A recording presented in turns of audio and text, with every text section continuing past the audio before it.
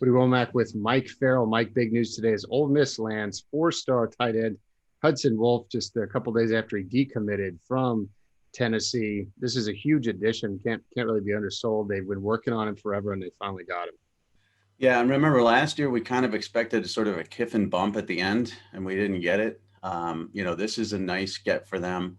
And listen, this is a kid who sees an opportunity to go and play under a coach who has developed tight ends and throws the ball to the tight end. And, that's an important aspect that you have to prove to players, especially at that position, so they can just point to Kenny Yeboah this year. They've got Evan Ingram, obviously, who's had success at Ole Miss before, but Kiffin's worked with many, many players, going all the way back to USC and OJ Howard at Alabama. So, Wolf is not a he's not a pure flex guy, which is why we like him. He can play in line, and I think it plays to Kiffin's strengths even more. So I think he's going to be one of those secondary options, and check down guys, but also he's going to be a primary guy in play action and off the line of scrimmage. Sneak him off there and get the ball to him and let him run.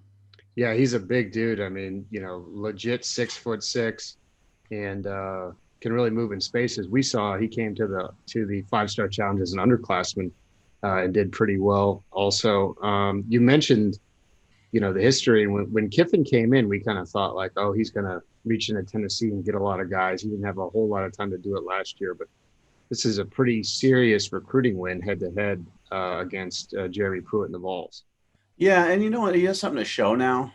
Ole Miss has obviously been up and down when it comes to the defense and the wins and losses, but the offense has been very, very steady and very impressive. Matt Corral, you take away the six-pick game, and he's obviously one of the more productive quarterbacks in the country. Elijah Moore has turned into one of the best and most productive wide receivers in the country as well.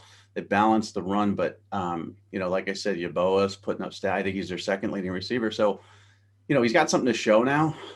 He's always had things to show, but I think a lot of the question was, well, you did that with talent at USC and Alabama. What are you going to do at Ole Miss when you're not going to have all those five-star and first-round guys? And he's shown that it doesn't matter to him. So that's a big part, I believe, in Wolf's decision. Yeah, and a perfect example of perception is reality for recruits. I mean, Luke Altmaier flips last week. Then they get Wolf this week. I saw they flipped a couple guys from Mississippi State as well. So just a huge week plus for Ole Miss. Be sure to check out rebelgrove.com for complete coverage of Hudson's Wolf commitment and the Rebels. Thanks, Mike. Yep.